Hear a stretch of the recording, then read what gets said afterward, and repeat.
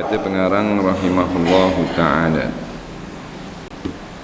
pertama sedekah yang diwakafkan, kedua ilmu yang memberi manfaat ilmu dengan dia, dan ketiga anak yang soleh yang meminta doa anak baginya, bagi ibu dan bapa.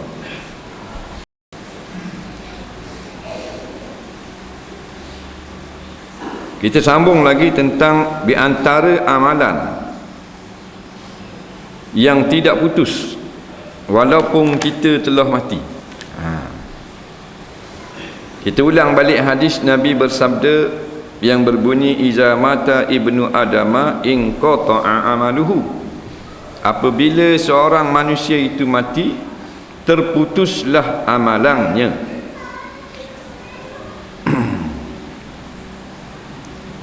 Illa min salas, melainkan daripada tiga perkara. Yang ini tiada putus daripadanya. Kena faham baik, bukan mesti tiga perkara ni sahaja. Ada orang dia duk faham tiga perkara ni saja yang tak putus, hak lain putus. Itu salah. Nampak? Di sini menyebut illa min salasin, maknanya min ini maknanya sebahagian sahaja. Melainkan sebahagian daripada yang tak putus tiga perkara. Bak amal orang duk faham tiga perkara tak putus, hak lain putus. Bak tu nak tafsir dengan hadis kena banyak tengok hadis, bukan sepatah sahaja. Sama macam dosa-dosa besar. Pernah Nabi sebut tiga dosa besar. Dalam hadis yang lain Nabi sebut 7. Nampak? Jadi hak mana betul? Jawabnya tiga tu bukan makna tiga sahaja. Mana kita kena tafsir makna tiga itu sebahagian dari dosa besar, ada tiga. Kerana dalam hadis yang lain sebut 7. Dan hadis yang lain menambahkan lagi beberapa perkara. Maka begitu juga dengan masalah amalan yang tidak putus, bukan tiga sahaja. Dalam tiga ni Nabi hanya sebut yang pertama sedekah, yang kedua ilmu yang kita ajar orang, yang ketiga doa anak. Dan kan dalam hadis yang lain Nabi sebut tentang haji. Tak buat haji mati, anak tolong buat, boleh juga. Nampak? Ayah tak bayar puasa, anak tolong puasakan, boleh juga. Mak dia bernazar, tak ada anak tunai nazar, mati, anak tolong nazar, boleh tak? Nampak? Haji, nazar dan puasa tak sebut pun dalam hadis ini. Jadi ulama himpun segala hadis, ada berpuluh-puluh amalan yang tidak putus walaupun kita telah mati. Semuanya dengan nas, bukan dengan ijtihad. Yang pertama sedekah. Sedekah yang diwakafkan. Sedekatin jariyatin. Sedekah jariyah yang berjalan. Lepas tu panggil sedekah jariyah. Sedekah jariyah, sedekah jariyah tu ambil dari hadis ni ya. Mu ni gak tu sipang sak mo pitih. Sedekah jariyah gak attack. Mu tu kayak gini mati. Orang tua-tua cakap. Mu tak kataku mu dikut ngau. Tu sedekah jariyah, sedekah yang berjalan. Jar makna berjalan. Benda makna sedekah, asal makna sedekah ialah pemberian yang berupa harta. Nampak? Kepada orang yang miskin ataupun fakir. Itu sedekah. Kalau orang kaya tak panggil sedekah, dia panggil hadiah. Nampak? Kalau dia kaya, orang bagi dia barang boleh, tapi orang tak panggil sedekah. Orang kaya dapat baju, beri dia baju. Dia kaya, bukan dia orang miskin. Dia pengarah jabatan. Arawi dia baju selah, cap katok. Mudah bila-bila nak minta projek. Nampak? Tu dia orang panggil sedekah. Apa? Penerima pengarah, takkan fakir miskin. Pengarah berapa gaji? 7,000 kau. 7,000 kau. Bawa sikit pada orang jual seminggu. Jual seminggu 10,000 bawa sebulan. Jangan main-main. Orang main ikut pasar malam. 10,000. Tapi dia buat low profile gitu. Gitu. Pengarah dia sikit, nanggap 7,000 Orang main 3 orang 10,000 bawah. Jadi orang panggil hadiah tu. Bukan sedekah, kan? Apa? Dah kita niat sedekah, tak jadi ke niat sedekah? Nak dia panggil apa benda ni? Hadiah. Sebab apa? Atas penerima. Nah, bila penerima tu kaya, orang panggil hadiah. Nah, dan macam orang miskin, kadang-kadang dia orang miskin nikah orang miskin nikah ke bila nikah kan orang bawa hadiah. Orang lelaki pitih je makan luar tu, nak boleh 2 pinggang salang gambar agung. Nah, orang puang ni bawa hadiah, nak kalau hak mak dak lah, kalau anak-anak ni kan dia bawa hadiah bola kotak, buku. Penerima tu orang miskin. Nampak? Kan buku kan kotak hadiah, buku pula dengan kertas khabar, buku bank seterusnya. Nak dalam bakar roti. Nak padahal pengantin tu orang miskin. Nak tu bukan hadiah, sedekah. Walaupun ditulis di kotak tu hadiah, nampak perkahwinan, bukan hadiah, sedekah. Pasal apa? Pasal penerimanya fakir atau miskin. Jadi kalau kita beri hadiah boleh pahala ke tak? Sebab sini bos sedekah. Dah kalau hadiah boleh pahala juga. Mana besar hadiah dengan sedekah pahala? Besar sedekah. Sebab orang yang menerima. Nampak? Orang menerima kan orang susah. Bila kita beri ke orang susah dengan beri ke orang senang, dapat pahala belaka. Tapi beri kepada orang susah, pahala lebih. Nampak? Dan sedekah kena kata tau. Ni sedekah ni kena kata tau. Kita tak payah kata dalam hati. Dalam hati pun tak payah, mulut pun tak payah. Nampak? Dalam hati kata ni sedekah ni, tak payah kau. Dia sama macam zakat, nak beri zakat saya kata gitu, beri dah nak beri jadi zakat. Kita niat keluar zakat, jadi zakat. Tak payah kata ni sedekah ni, mari ni sedekah ni, kita sedekah mak orang. Tak payah kata lah. Hadiah pun tak payah beri lah. Kalau dia orang kaya namanya hadiah, kalau dia orang miskin namanya sedekah.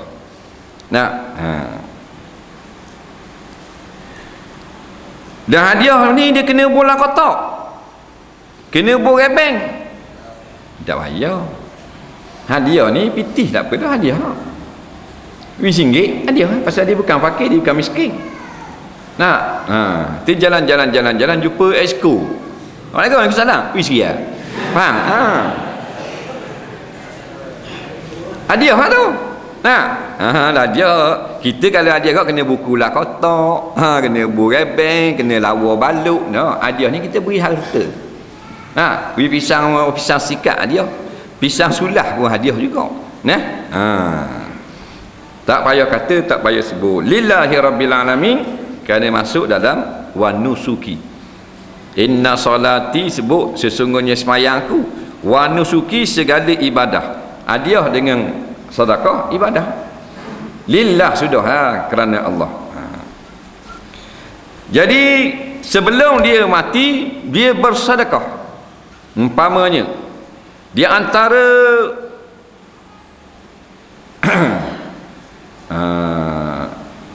amalan yang besar manfaatnya iaitulah wakaf. Nampak? Wakaf. Wakaf ni kita hentikan milik kita sampai kiamat. Tu panggil wakaf. Wakaf makna berhenti. Batu Terengganu dia panggil wakaf. Batu Terengganu Kelantan jalan-jalan kita tengok wakaf. Duduk tawakaf je. Nampak? Sebab apa dia panggil wakaf? Sebab dalam bahasa Arab panggil waqfun, wakaf Terengganu panggil. Bahasa Melayu makna berhenti. Kalau orang ngaji Quran berhenti kat ni kena wakaf dia kata mana ada wakaf.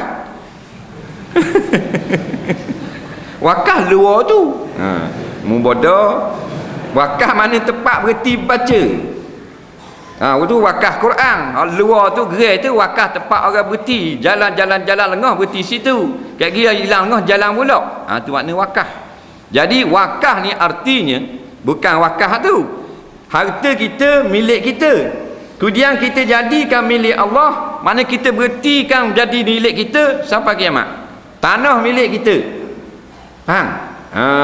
Kita tengok tanah kita ni 20 tahun dah kita beli. Kita pun niat dalam hati, aku wakafkan tanah ini kerana Allah Ta'ala umpamanya. Maka artinya mulai sekarang aku hentikan tanah ini daripada jadi milik aku, jadi milik Allah sampai kiamat. Lepas tu jual tanah wakaf masuk neraka. Faham? Dia dengar tok dia wakaf tapi dah dia kata tak ada surat. Tanya raya tak apa, kalau tak ada surat boleh teruk. Ada apa-apa lah, boleh jual 60,000 bawah. Nampak? Padahal tok dia wakaf dah hari tu, suruh buat surat. Tanah wakaf, siapa yang tahu memang wakaf dah, dia pergi jual, dosa besar. Faham? Sebab apa? Bila wakaf, kita mati, manfaat yang dipakai wakaf tu dia mengalir sampai kat kita. Kita duduk sana alam barzah.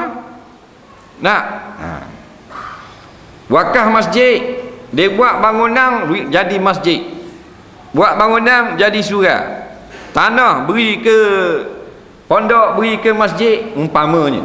Maka kalau dia niat wakaf, bukan pinjam, bukan sewa, kalau dia niat wakaf dah tanah tu, bangunan tu, dia mati tetap mengalir hari-hari macam dia duduk beramal, boleh pahala.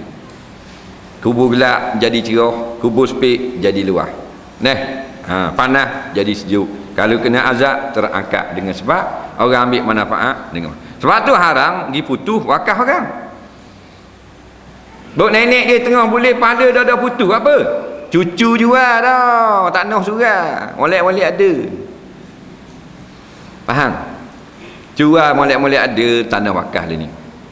Rakyat pun jahat, kerajaan pun jahat, sama jahat belaka. Kerajaan pun gomor tanah wakaf, rakyat pun lebih kurang juga. Nampak? Bahasa pangang belaka. Tak erti ke hukum. Tak kira lah, walau lapas mulut pun hukumnya wakaf sampai kiamat, haram jual beli. Kerajaan tak boleh ambil guna melainkan darurah. Benda darurah, nak buat highway antara dua bukit, kata ulama, tengah tu ada tanah wakaf. Takkan nak tebuk bukit, maka tanah wakaf tu kerajaan boleh ambil, ganti tanah yang di tepinya. Kerana nak lalu jalan kot tengah. Faham? Tu baru boleh. Ni ada ambil tanah lain, faham, tanah wakaf ni. Tanah sejik tu nak ambil. Kalau nak pembangunan, faham, tanah surau tu. Tak? Orang faham padang bola tu. Ni dah faham surau tu.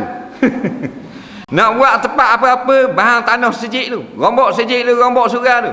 Orang rombok tu padang permainan tu, rombok taman rekreasi tu, rombok tempat orang galak tu. Faham? Dah bahan surau dulu. Buat apa? Musuh Islam. Mana kalau nak rombok, cari hak Allah Ta'ala dulu, rombok hak tu dulu. Faham? Dengar yang marah ni, peduli apa marah?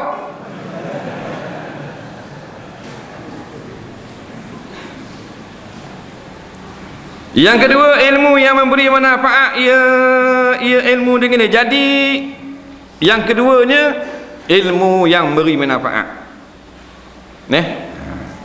Ilmu manfaat ni ilmu dunia, ilmu akhirat. Tidak mesti akhirat saja.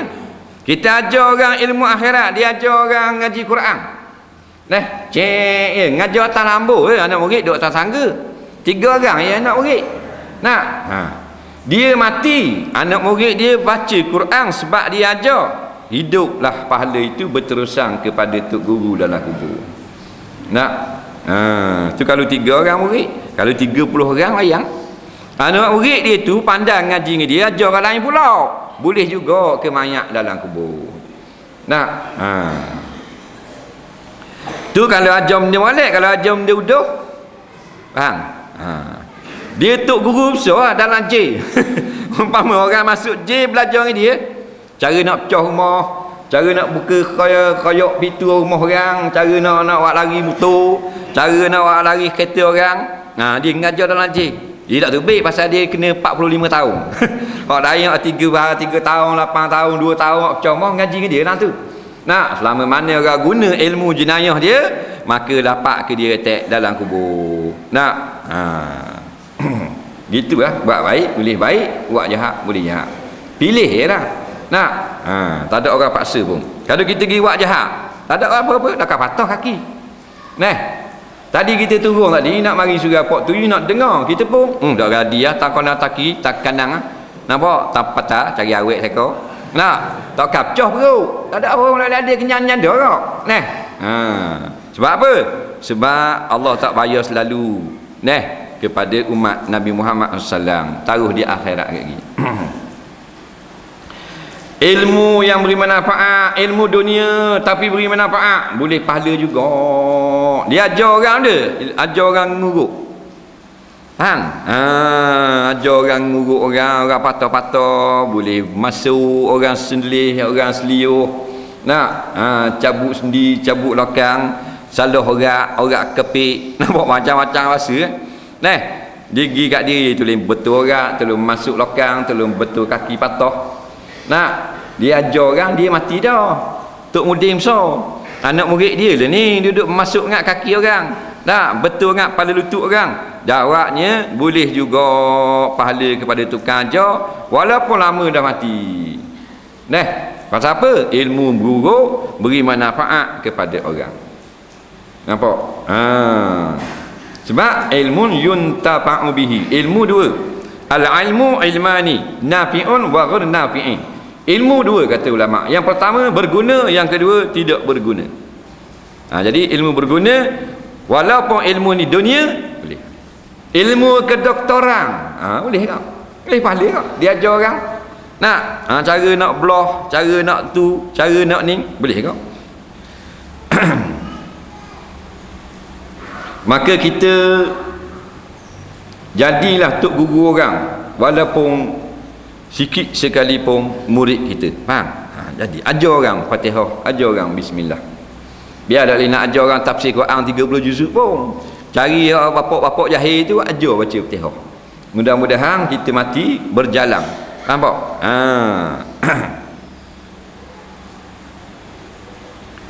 Dan ketiga, anak yang soleh yang minta doa ia baginya, maka berbanyaklah olehmu hei segala manusia daripada memberi sedekah.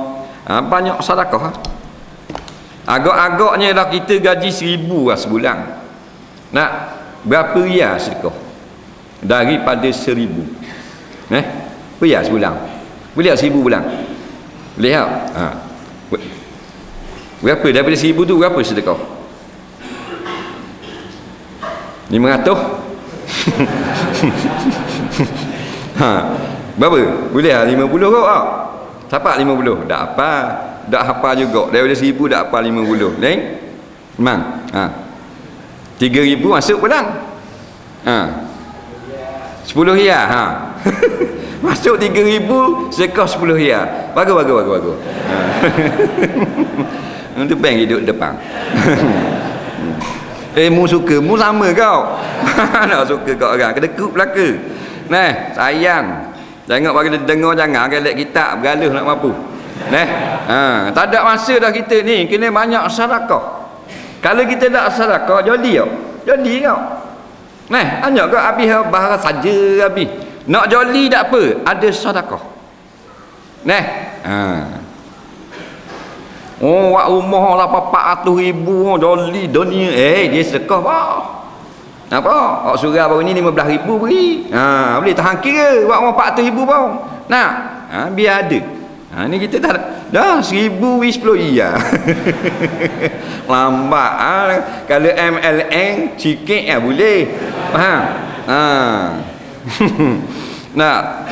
Inilah masa kita bersedekah. Waktu kita berbanyaklah kamu sedekah. Nampak? Sebab bila kita mati, kita nak wis semua gaji bulanan kita. Nampak? Bila kita mati, mayat bila dia mati, dia kata ke mana? Rabbirji'uni la'alli a'malu salihan fima taraktu. Wahai Tuhanku, hidupkan aku semula sekejap, mudah-mudahan aku boleh buat amal soleh yang aku tak buat hari itu. Tu banyak kita kat kata gitu menyesal tu. Dah boleh dah lah, dah masih hidup mu wis 10 ya, gaji 1000. Nampak? Masa mu mati baru nak wis 1000 belanja 10 ya. Dah boleh dah lah, mati dah. Nah. Dalam ayat lain, mayat bersumpah di hadapan Allah, fa as-saddaqa wa akum minas salihin.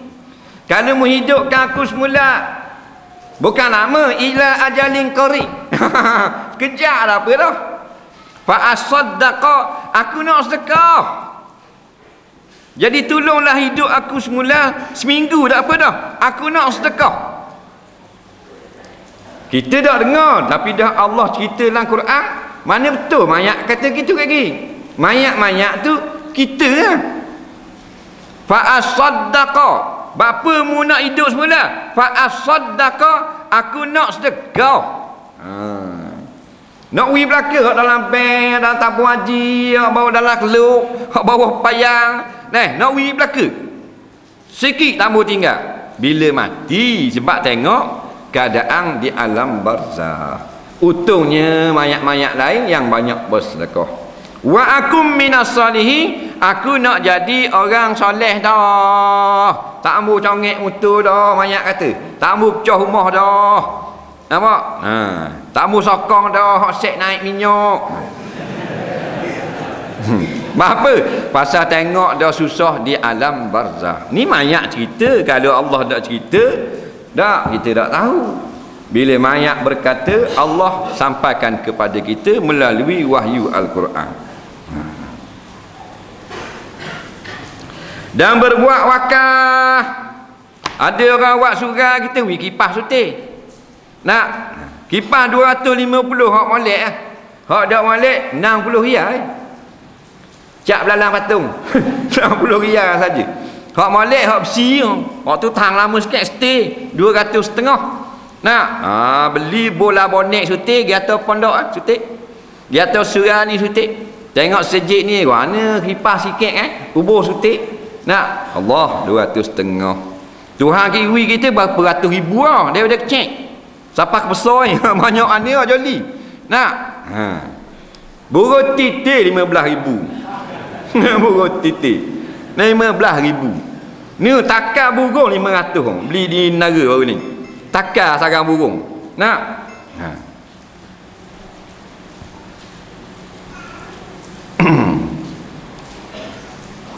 gelang bini 4,000. Kursi set 1,500. Kereta maybe 44,000. Wajah 55,000. Nah, ni pasang oning ni, pasang oning. Kereta piah sikit kena air hujan, pasang oning dengan upah tukar apa semua 1,700. Hang. Dah kipas 60 ya dah ada sutih dalam hidupmu pergi ke surga. Ada. Pergi mampuslah. Lebih baik. Gitulah, seolah-olahnya bukan marah, berdoa lalu. Nah, dunia apa 10,000 boleh. Tak boleh suti dalam hidup kita ada, kipas kita ada kat ofis dia boleh tahan kira. Nah, ada. Di makan kedarah ada juga. Nampak? Puak makan beri. Hak bagi anak tinggal juga ada. Tu hak mari sama bagi petang. Buat apa? Sayang harta. Harta sayang. Sayang harta ngaji tak berkat. Nampak? Tak berkat ngaji. Kalau tok guru kedeku, jangan ngaji dengan tok guru tu. Suai. Teh dulu dia. Nampak? Kalau dia murah, tak sayang harta dia, boleh ngaji dengan dia. Dan menuntut belajar, gilah belajar. Banyak-banyak belajar. Ilmu ni kalau banyak sebenarnya sikit. Kalau banyak sikit. Di antara orang yang banyak ilmu, Imam Syafi'i rahimahullahu ta'ala. Imam Hanbali dia jumpa dengan suatu hadis. Hadis ni hadis hasan. Berbunyi alimu Quraisyin yamla'u tibaqal ardi ilma. Nampak? Imam Hanbali pun cari siapakah yang dimaksudkan dalam hadis. Maksud hadis ni ada seorang alim yang keturunan Quraisy, ilmunya sepenuh bumi. Jadi Imam Hambali kaji lah. Nah, kata Sufyan Ibnu Uyainah, bukan, pasal dia bukan Quraisy. Imam Malik bukan juga, Imam Hanafi pun bukan juga, Imam apa benda ni imam-imam yang lain pun bukan juga. Rupa-rupanya kena ke Imam Syafi'i hadis. Nah, sebab Imam Syafi'i keturunan Quraisy, anak beranak Rasulullah, turun kot tok nyang Nabi hak nombor 9. Faham? Daripada baka Sayyidina Ali dengan Siti Fatimah. Nah, Tok Sahih Imam Syafi'i ni. Jadi hadis ni kena ke Imam Syafi'i. Imam Syafi'i tak beranak lagi, Nabi sabda dah akan ada seorang ulama keturunan Quraisy, ilmu sepenuh bumi. Nah, banyak ilmu dia. Nah, dah 5 tahun hafal Quran. 5 tahun hafal Quran. Nah, kita 25 tahun dia hafal Quran. Apa nama pemain bola? Apa nama pemain badminton? Apa lirik? Jangan lupa lirik. Nah, berat nandang ni. 5 tahun hafal Quran. 15 mufti. Mufti Mekah umur 15 tahun. Faham? Umur 15, Imam Malik kata mung boleh beri fatwa. Mufti ya. Kan boleh Mekah. Nah, dah umur 15, kita 15. Berak dah basuh lagi. Nah, tengok. Dalam banyak gitu ilmu diiktiraf sehingga jadi sebutan yang lamanya masih muda. Siapa ke Iraq, siapa ke Mesir, siapa ke Yaman orang sebut. Seorang muda anak murid Imam Malik, hebat ilmunya di Madinah. Siapa orang mari nak jumpa, ulama nak jumpa pula. Nak, ulama nak jumpa. Kita dia ulama nak mari jumpa kita. JKK tak mau jumpa kita. Imam Syafi'i pun kata, kullama zadani fahma, kullama zadani ilma zadani fahma bijahli. Setiap kali ilmuku bertambah, maka barulah aku tahu aku sebenarnya seorang yang sangat jahil. Nak, ilmu banyak gitu dia mengaku jahil. Kita baru tiket ilmu tu, lenggok, jangan main. Bih pada serapah kau. Nak, sikit baru ngaji Quran 3 bulan baru hodoh dak ikut imam ni, dak ikut imam tu, dak betul belaka orang. Hari tu duk congek motor ikut belaka.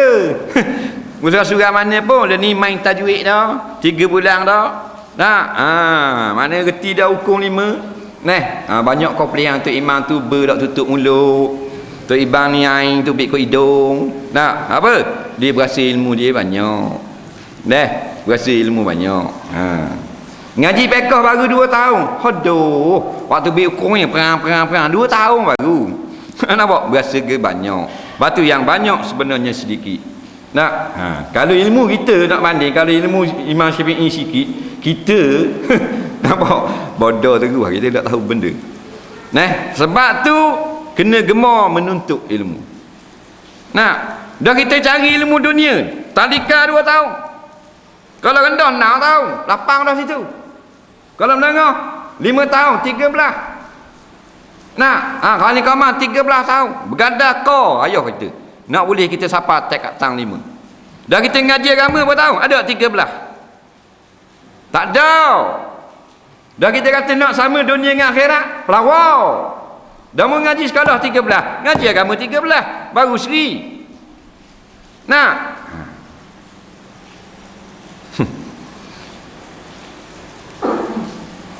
tu taklah masuk diploma ni.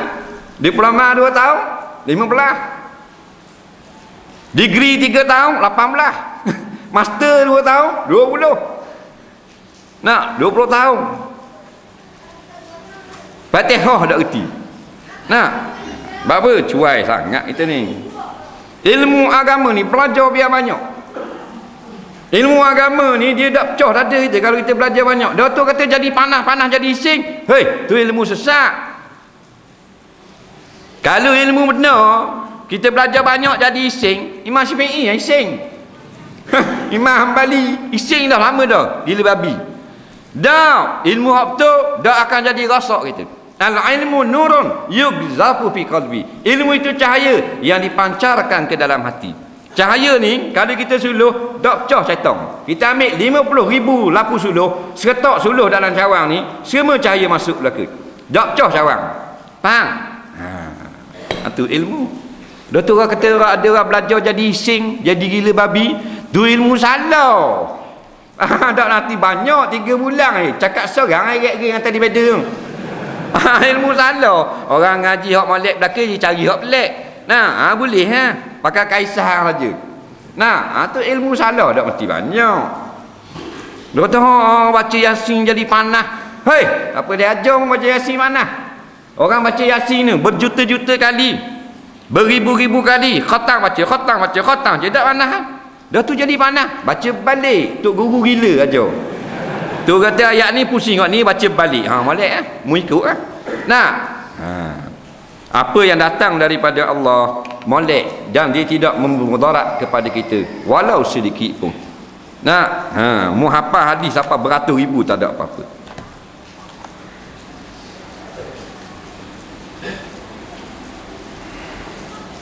Dan mendengar olehmu akan yang memberi manfaat dan meminta doalah oleh kamu dikurniakan Allah akan anak yang soleh. Gi dengar dia kata benda yang memberi manfaat. Gi dengar ada orang ajar gi dengar. Ada kerja buat kerja, tak ada kerja gi dengar. Faham? Ni kerja saja dengar dak. Mana cari makan saja dengar ilmu agama tak ada. Sama bodoh dengan lembu. Sama bodoh dengan kambing neruk. Kambing neruk pagi makan. Berak nak meh. Nah, lepas tu kabak bahai garang. Nengung pukul 10 nengung macam abah gili. Nampak? Orang kita kok pagi panskar, bahang dulu, breakfast. Breakfast nasi lemak. Telah separuh masak 2 teh. Aduh. Tak apa, baru seringa kambing bahang meh ni pukul 8. Dia bahang breakfast pukul 8. Nah, pukul 10 bahang bulau pukul 10. Kambing pukul 10 dah. Nampak? Kami tunggu tengah hari lunch. Faham? Petang balik masuk go. Kambing pun masuk go kok. Nah. Go tu sebenarnya bahasa Melayu. Nampak? Orang putih salah faham. Nampak? Orang putih mari tahun abad ke-19 Masihi.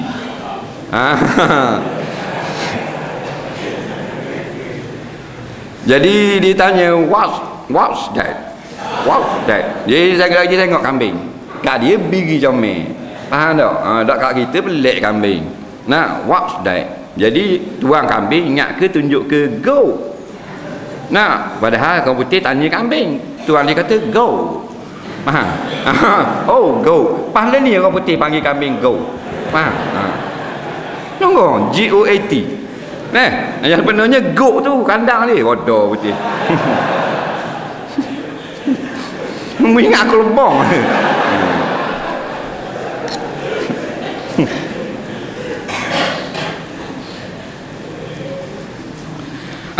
Jadi balik masuklah go, orang masuklah rumah. Lepas tu sekarang orang ngajar situ ngajar tafsir, sini ngajar hadis, situ ngajar akidah, sini ngajar fiqh, sini ngajar sembahyang. Kambing lagi tau. Dah orang ada lagi serupa dengan kambing gitu je, nak hukum senang je. Mudah kan? Mudah kan? Mudah je nak hukum orang kambing gitu lah. Kambing tak hari dengar, tak hari tek. Dah pok dara kita tak hari ni tak? Pok dara pun kambingnya. Tak ada kira. Pok dara aku kali pun. Dah hari kambingnya. Tak hati pok dara mung. Dah benda kelebihan dah kalau sama tarah dengan kambing. Benda lebih nak bangga atas benda. Ada kelebihan dia. Pakar jangok lawa seluar mahal spek hitam pula. Kelah kambing je. Mana ada? Lah mana gitu. Dah tahu nama kambing, mari kat orang dengar. Supaya kita ni dengar ilmu Allah. Baru dak jadi kambing. Dan minta doa oleh kamu kurniakan Allah akan anak yang soleh, kerana 3 perkara ini juga yang boleh memberi manfaat bagi diri kamu. Kemudian dia bercerai nyawa kamu dengan badan kamu. Yang ketiganya anak yang soleh. Anak soleh ni ada pertikaian ulama pada mentafsirkan dia. Ada ulama yang mengatakan anak soleh, anak yang beriman dan dia itu yang mendekat, yang mengamalkan agama. Nampak? Maknanya yang soleh, yang baik, yang menjaga perkara-perkara yang disuruh, diperintah oleh Allah. Walau bagaimanapun, Al-Imam Nawawi rahimahullah ta'ala cenderung kepada pendapat anak soleh itu ialah anak yang beriman kepada Allah walaupun fasik. Walaupun fasik, walaupun maknanya ada buat dosa, tetapi dia orang beriman, dikira anak soleh juga. Ringan sikit dah. Jadi antaranya yang boleh tolong kita mati dah, anak kita berdoa kepada kita. Dah kalau tak ada anak, beranak ah. Nampak? Dia kena usaha, kena usaha. Nah, kita kat gini memang kita nak anak-anak kita doa ke kita kalau kita mati kat gini. Dah anak abang mak apa orang dah, tak ada lagi learning. Dah tak ada nak doa gua ni. Nikah dah derah-derah. Faham? Nikah niat nak dapat zuriat. Apa faedah zuriat? Anak yang soleh mendoakan bagi kita. Anak orang kafir, dia apa? Anak orang kafir, pok dia mampu, dia berdoa Tuhan dengar. Tak. Tapi ramal dia ni anak orang Islam macam anak orang kafir. Mana? Dia tak boleh tolong mak pok dia hak mati dah. Tak boleh tolong. Dia hanya boleh tolong mak pok dia ketika hidup. Masa mak dia hidup, mak dia sakit, dia buat pergi klinik. Baru seri dengan hak kising. Faham tak? Mak tokel hak kising sakit, anak dia buat pergi klinik tau. Pagi kau. Tu keling bulu. Faham? Ayah dia rebah, dia buat pergi tak hospital. Buat pergi dah kita ayah kita rebah. Buat pergi juga. Baru seri dengan keling bulu. Faham? Tapi orang kafir bila pak dia mati, anak dia boleh tolong tak dia? Boleh buat amal, siapa pahala tak ke pak dia? Tak boleh. Dah kita tak ada juga. Macam anak keling yang kita. Faham? Anak orang yang beriman beza dengan anak orang kafir. Setelah ibu bapa mati masih boleh bersedekah, beristighfar, mengamalkan amal soleh, dihadiahkan kepada orang yang telah meninggal dunia. Nampak? Itu baru anak orang beriman. Kalau takat WBT, orang putih WBT kepak dia. Nampak? Orang panggang WBT. Orang Dayak pun boleh beri makanan ke mak dia. Tapi bila mati, hanya anak yang saleh saja berdoa agar Allah ampunkan kedua bapa. Murah ni maknanya dikenaki dengan anak saleh. Dalam hadis tersebut ini anak yang mukminin, kerana doa orang yang mukminin bagi ibu bapa itu memberi manfaat sama ada ia saleh atau fasik. Maka iaitu diberi pahala kan ibu bapaknya itu dengan sebab doa anaknya, dan sekalian kebajikan anaknya itu sampai pahalanya itu kepada ibu bapaknya. Datang muskil pula ada orang kata kalau orang yang hidup beramal tak sapa kepada orang yang mati. Kita terang dengar molek ni. Jumhur ulama iaitu mazhab Syafi'i, Maliki, Hambali dan Hanafi. Kalau hak mazhab 4 lah, mengatakan sampainya pahala orang yang hidup kepada orang yang telah mati. Tak sahabat mari ustaz mana pun. Doa ustaz ni kata tak siapa, sembang muka dia tasmim. Buka kitab fiqh muqarram. Apa kata mazhab Syafi'i, Maliki, Hanafi dan Hambali? Secara umum, amalan orang hidup siapa kepada orang mati. Lepas tu ada orang pertikaian pula, dah kalau Tuhan ada izin, kalau Tuhan ada izin orang hidup tak siapa agak pada, dah seorang mati. Faham? Kita hak hidup ni kalau Tuhan ada izin, siapa tak? Sama-sama kita boleh tolong tak? Tak boleh ke? Dah orang mati? Tak boleh juga. Izin tak seperti lah. Orang reti bahasa dah tu. Faham? Melainkan mazhab Mu'tazilah mengatakan tak boleh beramal dan tak sampai amalan kepada orang yang telah mati. Nampak? Secara umum, secara khusus ada diperincikan oleh ulama. Nampak? Di antara amalan yang ijma' ulama sapa kepada orang mati iaitu doa. Nampak? Kalau ada ustaz kata kalau kita berdoa tak siapa ke orang mati, tangan kelotonnya atas muka ustaz. Faham? Biar reboh nyembang itu. Sebab apa? Sebab ustaz itu sesak dan nak menyesatkan orang yang lain. Sebab apa sesak? Sebab Quran kata boleh doa untuk orang mati. Nampak? Doa tidak ada khilaf di kalangan ulama. Nampak? Kalau doa, orang yang mati-mati dah kita berdoa agar Allah ampunkan mereka. Kalau Tuhan nak mengampung, Tuhan perkenankan doa kita. Dan kita disuruh berdoa untuk orang mati. Bila ditanam satu mayat dan diperatakan tanah di atas kubur, Nabi pun berkata, istaghfiru li akhikum. Nampak? Fa innahu al-ana yus'alu. Istaghfiru li akhikum wasalu lahu tasbita fa innahu al-ana yus'alu au kama qala. Ni Nabi sebut hadis sahih. Nabi kata jangan balik selalu kalau tanam. Tolong minta ampun kepada Allah untuk kawan kamu ni, saudara kamu ni. Dah tu orang hidup tak tolong minta ampun. Tak ampun ni doa tak? Doa lah. Benda mana doa? Talabul adna ilal a'la. Permintaan daripada kita hamba yang rendah kepada Tuhan Ma'bud. Nampak? Yang duduk di makam yang tinggi. Itu mana doa? Nah, jadi kalau kita astagfirullah ya Allah ampunkan si pulang, ada tak masuk mitok situ? Doa lah tu. Jadi Nabi kata istaghfiru li akhikum, tolong minta ampun untuk saudaramu ini. Wasalu lahu tasbita, dan berminta kepada Allah agar dia tetap dapat menjawab soalan di dalam kubur. Tasbih kata ulama yang mentafsirkan hadis, tetap dia dapat menjawab. Faham? Fa innahu, kerana mayat ini al-ana sekarang yus'alu, akan kena tanya. Nampak? Jadi doa tak ada khilaf ulama. Neh?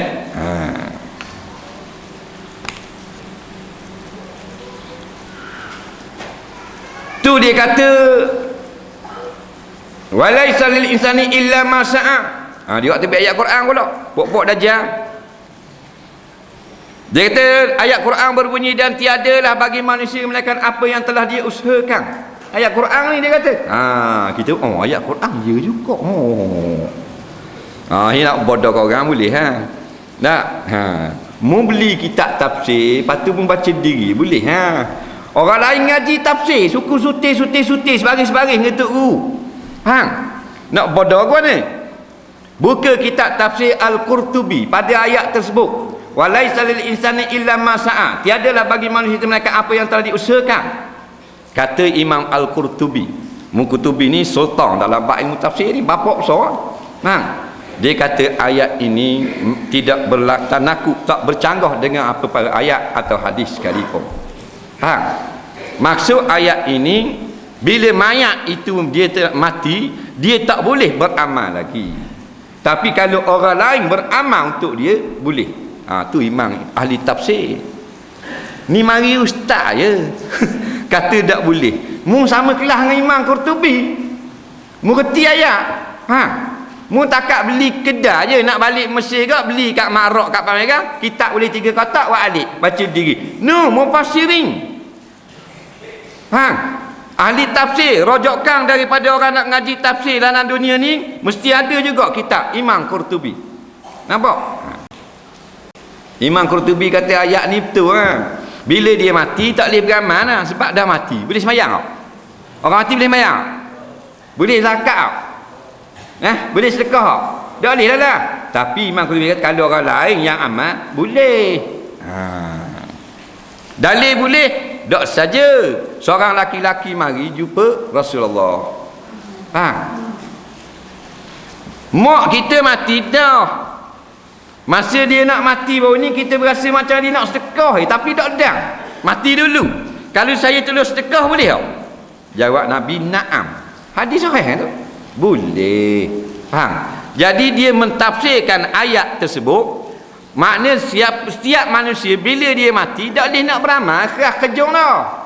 Tapi kalau orang lain tolong amal boleh. Faham tak apa tu?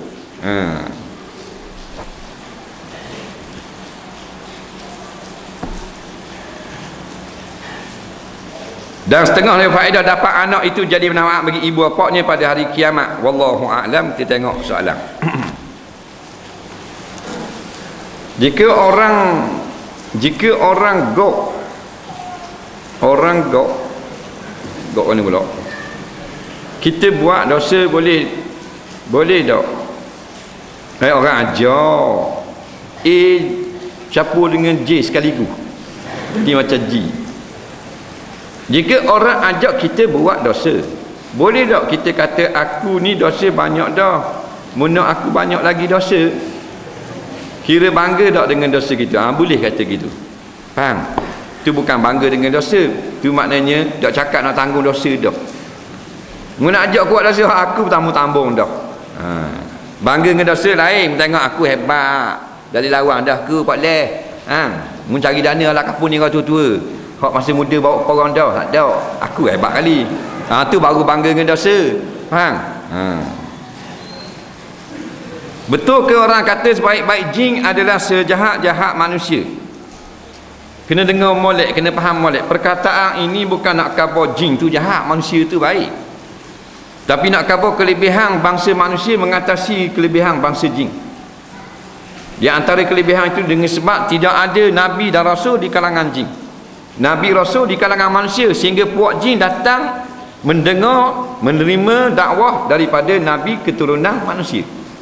Bukan nak khabar manusia paling jahat, jin sama tarang jin baik, bukan gitu. Di kinayah sindir cakap. Apakah gundik hendaklah dinikahi sebelum jima'? Dan apakah ciri-ciri hamba tersebut? Dia nak jima' hamba pula ni. Jawabnya, bila kita dapat memilih seorang hamba, umpamanya kita belilah hamba perempuan, macam dalam cerita Topeng jual hamba, ataupun dapat saka hamba, zaman dulu lah saka, ataupun dihadiahkan oleh panglima perang sebab kita berperang berani tadi. Kita paling berani, hamba ada seorang je, kita dapat hamba hadiah. Dia kata nak jima' kena nikah dulu. Jawabnya, kalau kita nak nikah, jadi merdeka hamba. Faham? Boleh nikah, jadi merdeka hamba tu lah.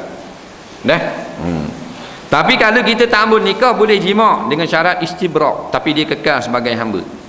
Istibra' kita kena tunggu dia lalu sekali haid. Sekali haid, nampak? Lepas kering daripada haid, dapatlah kita jima' halal dunia akhirat. Faham? Ada hamba sini. Sah tak lapar cerai ketika isteri sedang haid? Bukan depannya, depan orang lain. Jawabnya, depan siapa-siapa pun kalau dia cerai sah. Depan lembu sah tak? Lembu kita cerai dah, isteri kita satu talak, nampak? Lembu tu jawabnya jatuh, nampak? Dan dalam haid jawabnya sah juga, jatuh talak. Cuma suami berdosa kerana menangguhkan bilangan iddah. Hukum cerai di dalam haid haram, tetapi talak itu jatuh. Sebab apa haram? Melambatkan iddah orang lain.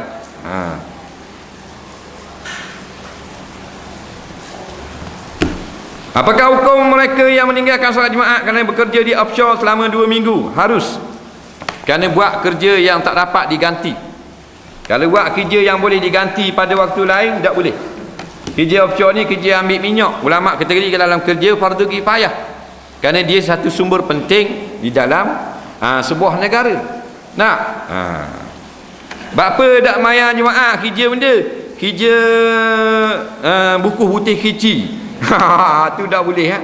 Pasal karang boleh buku, nampak? Ada pun platform minyak ni tak boleh tinggal. Ni tak boleh tinggal gitu. Tinggal kosong kat air Jumaat lah ke. Tu balik karang, netuk habis balik. Main teruk sekadar suka-suka, tak taruh dosa kau.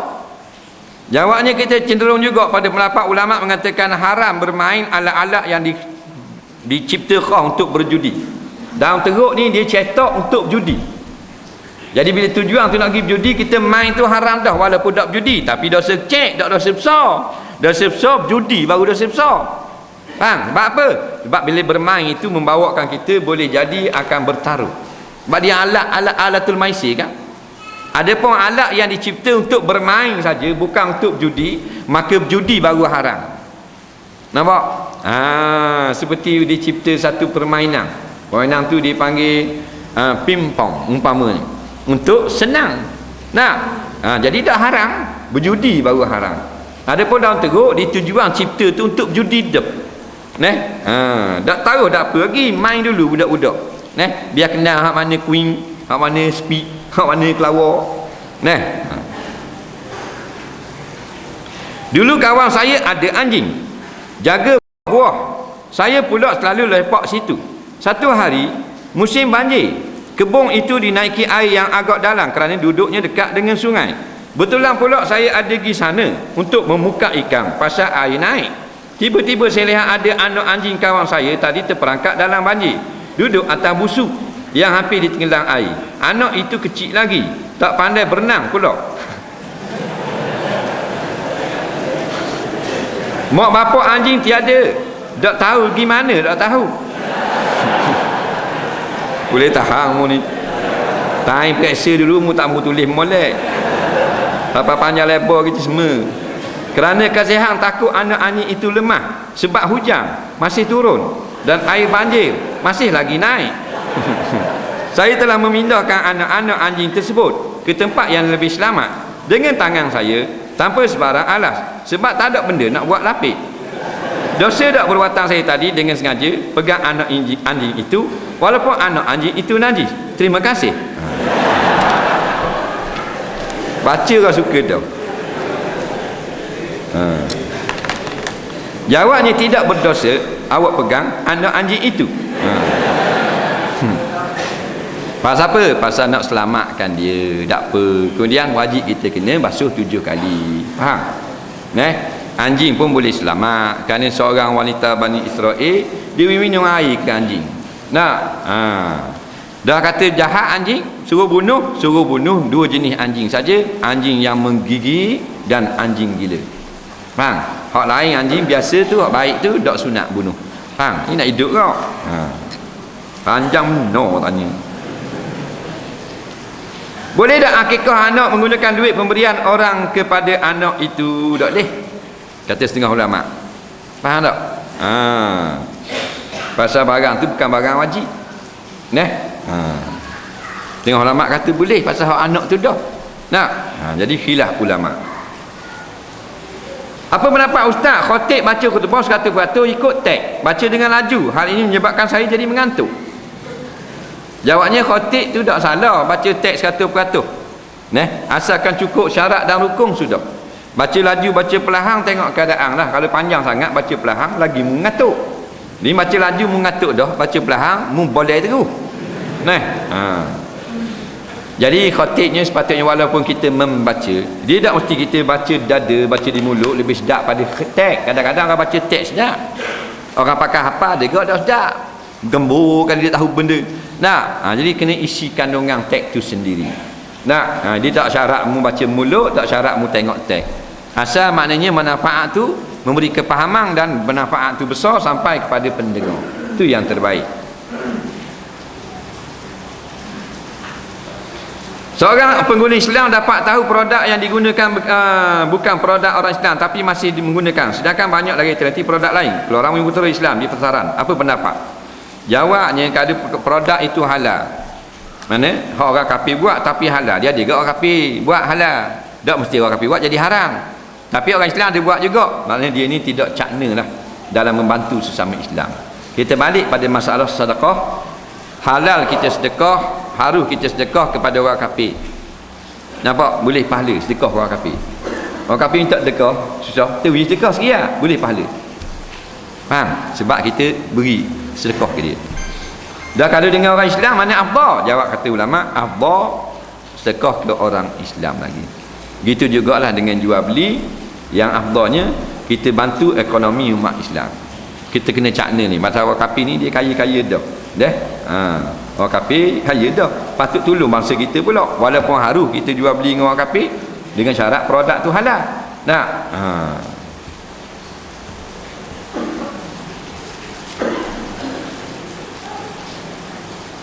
Saya dengar dalam kuliah TV ada ustaz kata orang semayang duduk atas kursi, padahal ketika dia datang masjid dia dapat berjalan dengan baik. hanya tak dapat berdiri lama saja.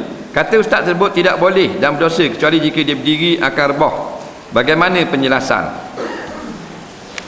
Jawabnya, siapa nak semayang atas kursi boleh, dengan syarat dia tak boleh berdiri. Tak boleh berdiri tu tak boleh langsung, atau berdiri jadi tak khusyuk dengan sebab tahan sakit, tahan sengat, ataupun pening kepala, maka boleh semayang duduk atas kursi.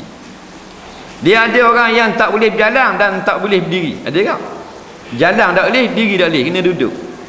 Ada orang jalan boleh, berhenti tak boleh, kena duduk.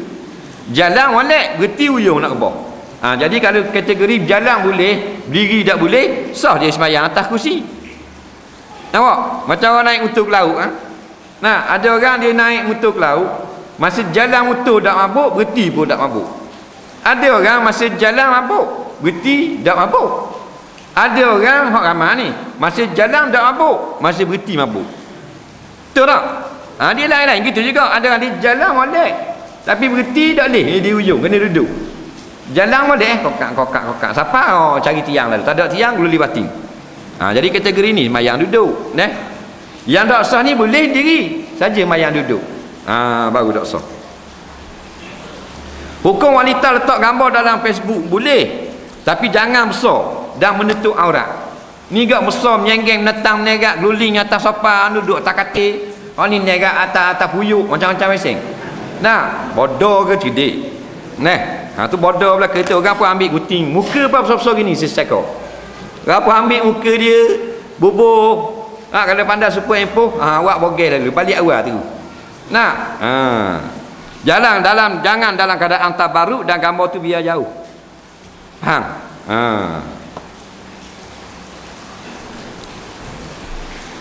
Hukum berak sambil baca surat khabar dan isyak rokok. Berat nandang ni. Baca surat khabar tu boleh tahan lah. Pasal lama nak berak. Isyak rokok dia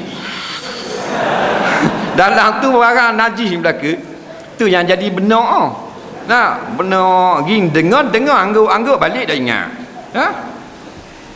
Dia dalam tanda ni jangan duduk lama. Jangan duduk lama. Waktu kita nak berak baru masuk. Jangan ikut time. Ada orang ikut time, pukul 7 dia mesti duduk dalam jambang. Biar ada berak pun mesti masuk. Tu jenis bodoh. Tak? Sebab tu bukan tujuan nak berak, dia kira time dia. Tak? Kalau duduk nengung itu, akhirnya di tempat tu tempat setan duduk. Setan dia boleh hidup dalam tanda. Sebab tu dia boleh duduk lama. Kenapa setan duduk dalam tanda? Sebab dalam setan kita tak boleh sebut kalimah Allah. Luar pada jambang boleh, dia tak boleh dengar. Dia nak duduk tempat yang tak bunyi dalam tanda. Sebab tu Nabi suruh minta berlindung daripada syaitan jatan dan betina. Dia buat tanya pukul 8 duduk dalam jambang. Nampak? Cik Mat ada dia duduk dalam jambang. Berak dah dia tanya dia duduk dalam sini. Bini dia kabur. Dah bila tu beg lagi kakak 12 tu beg. Berat. Benak terus. Ni isyak okok pula. Allah, asyak tu masuk dengan taik-taik dalam mulut. Hak bodoh dah. Isteri selalu menangis, ingat kasih lama. Allah, berat ni. Jadi dia laki dah tapi teringat kasih lama. Jawabnya, kalau kita sengaja ingat haram. Kalau kita tak memang dia mari semua payah dalam ingatan, payah nak buang, hukumnya tak haram. Nampak? Berdoa kepada Allah banyak-banyak supaya Allah jadikan kita lupa. Pasal kita ada tanggungjawab dah, suami kita ala depan mata kita. Faham? Hukum kahwin di sempadan Thailand. Perempuan tersebut tiada wali mujibir, yakni sudah mati bapa dan datuk, tinggal seorang diri di bandar tanpa dihiraukan ibu dan ahli keluarga yang lain. Sah atau tidak perceraian perkahwinan tersebut? Jawabnya, jika tiada wali lain, sahlah dinikah di mana saja dengan syarat cukup rukunan syarat dan wali hakim yang diiktiraf pada syarak. Bukan diiktiraf oleh Malaysia, iktiraf oleh syarak. Di Thailand itu ada memang seorang wali hakim, jabat agama ke, ada ulama di sana ke, maka dialah menjadi wali pengganti kepada wali mujibir ataupun wali abad bagi perempuan ini. Kerana Nabi kata, orang yang tak ada wali, maka hakim menjadi wali.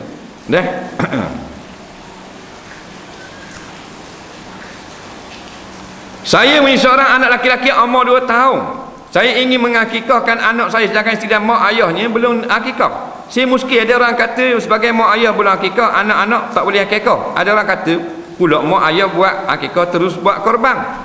Minta penjelasan hak mana satu betul. Dia nak ngekah anak 2 tahun tapi dia muskil sedangkan isteri dengan mak ayah dia tak ngekah lagi.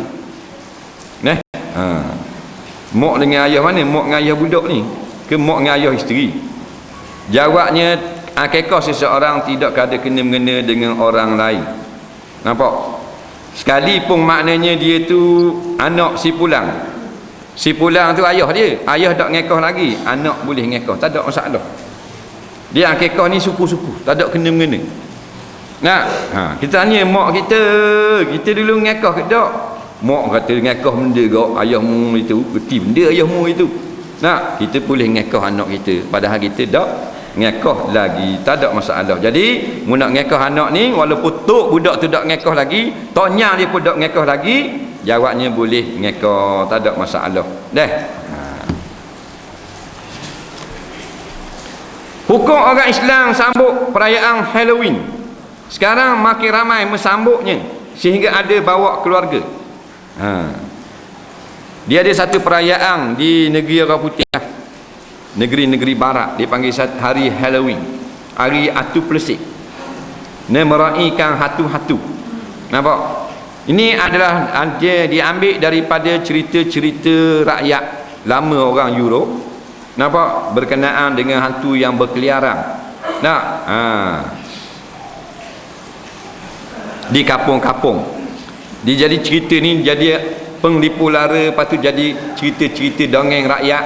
Akhirnya dia ambil pula hari perayaan yang diambil oleh sebuah kampung, kita lupa nama sebuah kampung tu yang buat mula Roi Katu ni sampai learning jadi perayaan yang diiktiraf oleh masyarakat barat. Jawabnya orang Islam haram kena ikut kalau ikut perkara ni. Perkara ni adalah khurafat dia. Orang putih pun tak percaya, dia hanya tahu dah benda ni cerita pelawak saja, cuma dia raya tu, nampak tak? Kerana ikut orang raya attack. Maka kita orang Islam jangan terlibat lah. Setan atu setan raim dia ke dia. Nabi berilah kita kan hari raya. Ada raya fitrah, ada raya korban.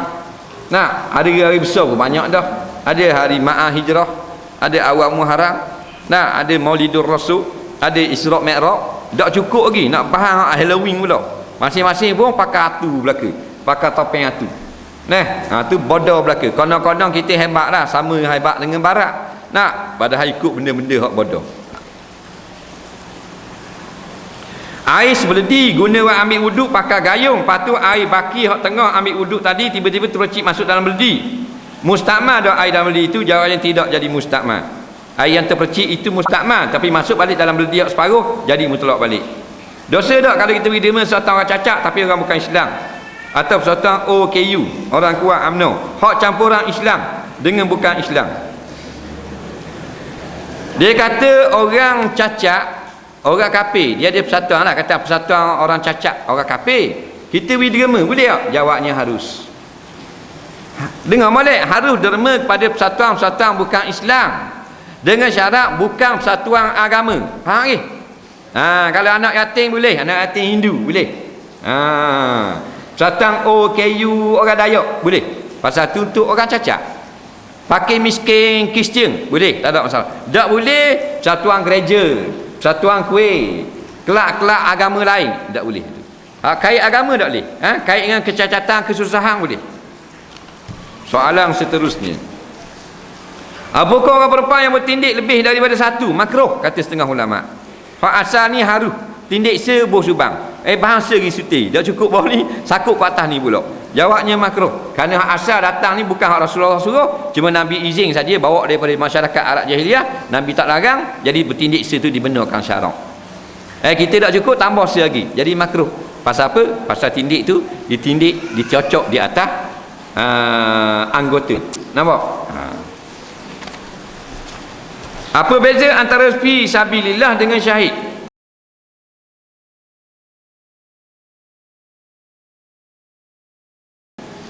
Jawabnya banyak bezalah. Syahid lain, Fi sabilillah ni pada jalan Allah. Syahid lain. Sabilillah tak mesti syahid. Tapi kalau syahid memang sabilillah. Apa erti mati syahid? Mati syahid lah mati berperang atau sebab berperang dengan tentera kafir atau tentera Islam yang masuk sebelah orang kafir. Jadi mati syahid. Fi sabilillah pada jalan Allah. Pada jalan Allah ni kita guna segala perkara walaupun tak perang pun pada perkara yang Tuhan redha, fi sabilillah. Duit dia gunakan untuk derma. Derma itu akan digunakan buat satu madrasah. Fi sabilillah. Tapi tak kena dengan perang. Tapi kalau buat syahid, mati syahid, iaitu mati berperang. Sabilillah tak mesti perang. Derma nak buat madrasah, derma nak buat pondok, derma nak buat masjid, sabilillah belaka. Derma untuk orang nak pergi perang, sabilillah kau. Gua ni kira kalau saya yang azan, qamat dan jadi imam, sebab nak suruh orang lain pakat awak tak tahu belaka. Saya ni hak kata dah terpaksa jadi imam. Dia bang, dia qamat, dia jadi imam. Boleh ke tak? Jawabnya kalau boleh kalau tak ada orang lah. Tapi kalau ada orang, jangan kita ambil semua. Nampak? Bang qamat tu imam. Seboleh-bolehnya kita bang dan orang lain yang jadi imam. Melainkan darurat. Kita bang, Allahu akbar. Pasal apa? Ingat ke Tok Bilal tak mari. Lewat sikit kita bang dulu. Lagi kalau Tok Bilal mari, Tok Bilal jadi imam. Rupa Tok Bilal tak mari terus mana ni. Pergi bahang awak isang. Faham tak? Hak marinya memang set berat dan seterong terus dua orang. Ngek macam seterong. Takkan kita nak suruh dia jadi imam. Dia alik betul ingat siapa tu je, siapa amda, siapa kat roh, lepas tu tak ingat. Nak jadi imam. Kita juga jadi imam. Kita suruh dia qamat, tak anda agak. Dah berat dana lagi. Dah kita bang. Bila kita bang, bila asalnya Nabi kata man azana fa huwa yuqim. Siapa bang, dia yang qamat. Tapi orang yang nak jadi imam tak layak. Maka kita yang bang boleh jadi imam. Tapi bila kita nak jadi imam, kita suruh dia qamat. Dia pun pergi depan kita qamat. Mari depan qamat. Astagfirullahalazim. Astagfirullahalazim balik awal dah. Main qamat gitu. Nampak? Badan penyakit. Jadi salah qamat. Kita sendiri qamat, kita jadi imam. Tu darurat sungguh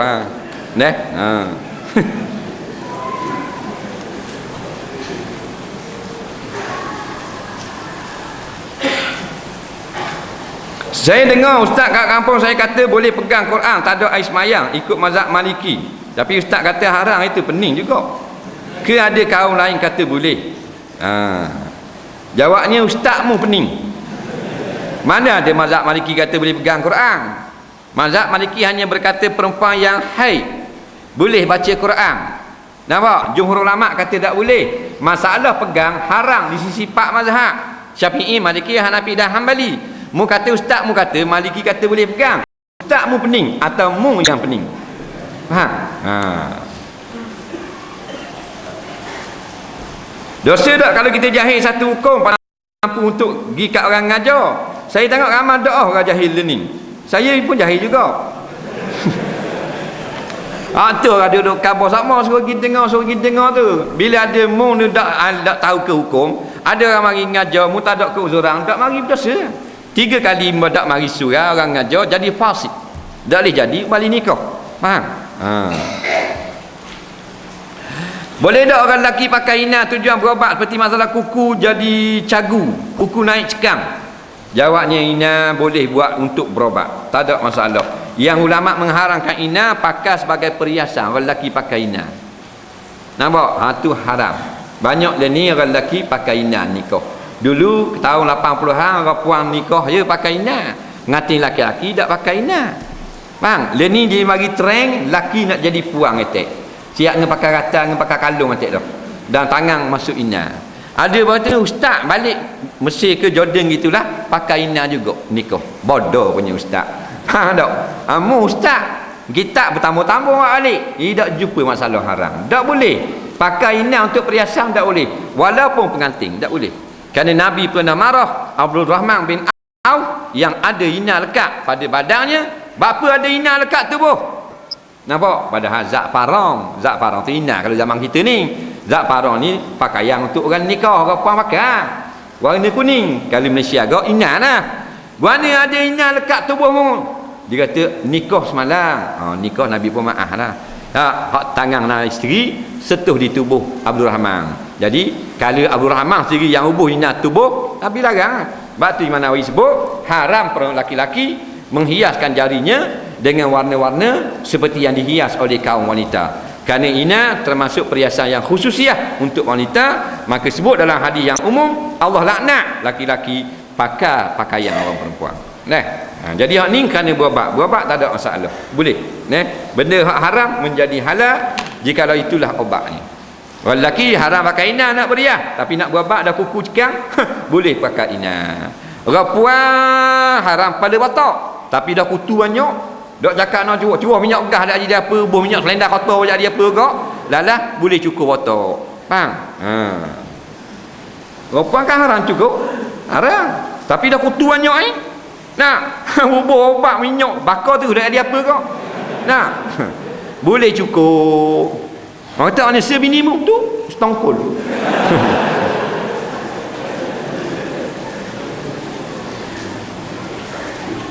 Banyak mana kau yang air disapai 2 kolah boleh tak ustaz khabar dalam kaki persegi. Ada setengah ustaz kata lebih kurang 10 tong minyak, hak 20 liter. Betul ke tak? Kita pun tak kerti liter-liter ni, tapi kita ukur dengan dalamnya ni satu hasta, lepas tu tambah satu ni. Faham tak? Ni satu hasta suku. Lebar satu hasta suku tong dan panjang pun satu hasta suku. Tu 2 kolah tu. 2 kullah asalnya. Qaf lam marbuthah. Ada sadu atas lam. Kullah bahasa Arab.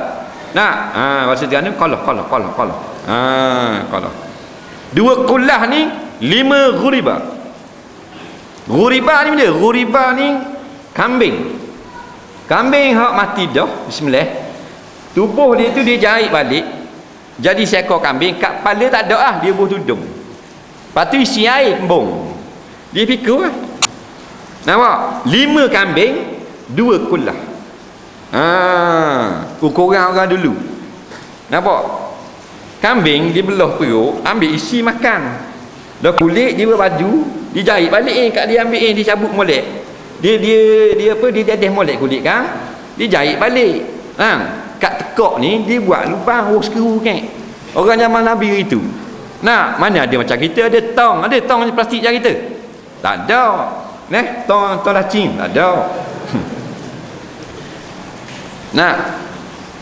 Tu asal nak jadi tubik kullah. 5 ghuriba 2 kullah. Kerana 1 kullah 2 ekor kambing setengah. Ni orang tak pakai dah kambing orang pakai tu lah senang, ada cebok, ada tong tau, macam-macam dia jual kedai.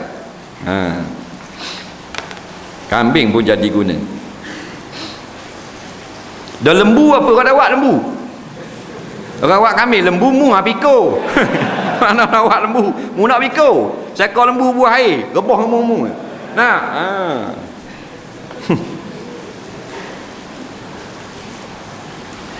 Soalan tentang amalan saham mitra, apakah hukum jika saya buat perbuatan dalam skim tersebut? Jawabnya, jikalau bersih dah daripada perkara-perkara yang ada unsur-unsur bercanggah dengan syar'i, halal lah.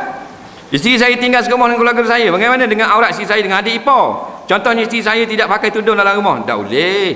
Kalau pakai tudung depan adik ipar dalam rumah tak apa, adik ipar ada tak boleh.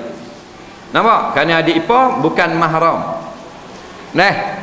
Jadi nak duduk dalam rumah yang maaf dengan adik ipar atau abang ipar, boleh selok lengan. Dia panggil aurat masa bekerja. Aurat asal gini kapang, pergelangan tangan. Tapi ada kerana duduk serumah, payah dah nak kacing lengan tak mau. Dah nak basuh pinggang, adik ipar takkan tak mau lalu ke basuh pinggang. Basuh pinggang ada pula kacing lengan basuh pinggang. Kena selok nak basuh baju nak masak. Jadi aurat ni kapang dengan adik ipar yang tinggal serumah, dimaafkan selok dengan kat ni je, jangan nampak tiap. Kemudian kaki dah akan stokeng lik bawah. Nampak? Dimaaf pada syarak depan adik ipar abang ipar dipanggil aurat masa bekerja. Nampak? Ni kena pakai tudung. Binimu lah tudung kan, adik ipar mula tudung. Soalan terakhir malam ini.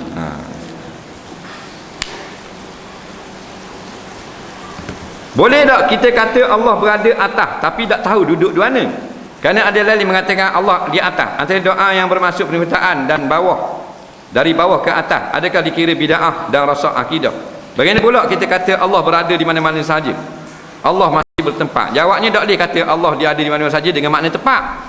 Kata gitu saja, Allah ada di mana saja, tapi di mana tu bukan dengan makna makan, dengan makna tepat. Faham?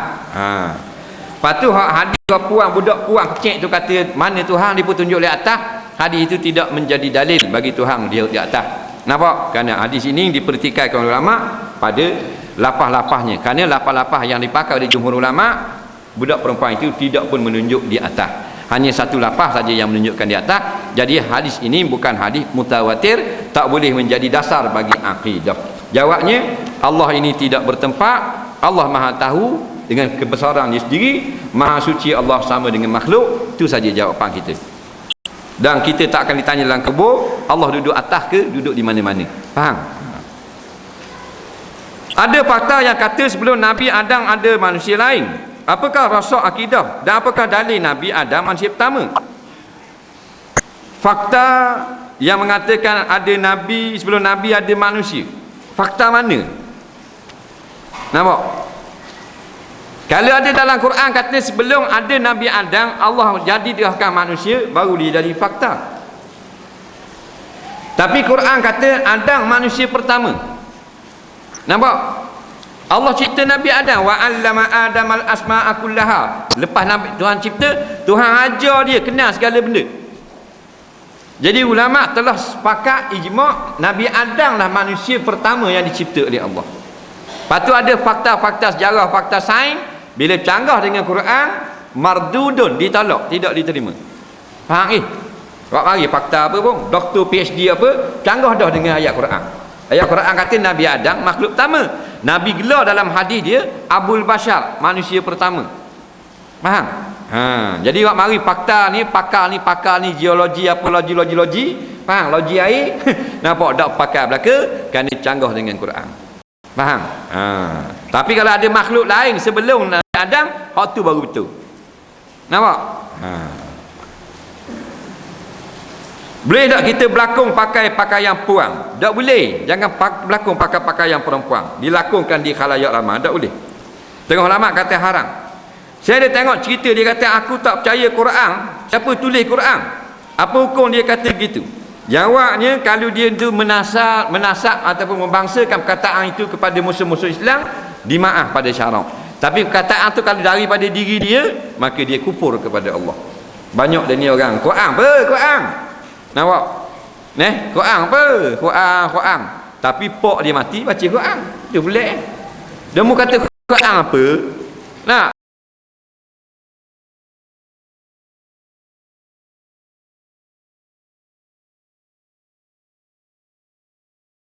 pok mati baca surat khabar. Mak pun mati kat gigi baca Raja Rimba komik. Faham? Tak pun baca RTB tok mati kat gigi. Nah, ni baca Quran tak? Dulu dia marah Quran mo, saya sikit Quran dia kok. Saya sikit Quran.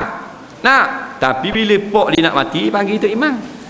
Assalamualaikum. Waalaikumsalam. Apa ni? Dah ayah hamba dah lama dah berasa boleh nak minta baca Quran. Aduh. Itu dia kata Quran apa? Hak kata-kata gitu cam balik, ambil ambar muka dia. Tepek surah. Muka ni kalau panggil Quran jangan. Faham? Ajar gitu. Kena ajar gitu baru jadi insaf. Nah, ni panggil tu imam, dia baca Quran dak. Nampak dak apa molek dah mak apa? Tahu macam nak mampu nampak. Mu kata itu Quran apa? Bila mak mu nak mati mu panggil orang baca Quran. Dah mu tolak Quran baca apa Quran? Nampak? Pandang pula dia jadi bahan rambang sekali. Biar agak maintain kita punya istiqamah. Kalau kita dah ada ambil ikut Quran, tak mau ikut apa bila-bila.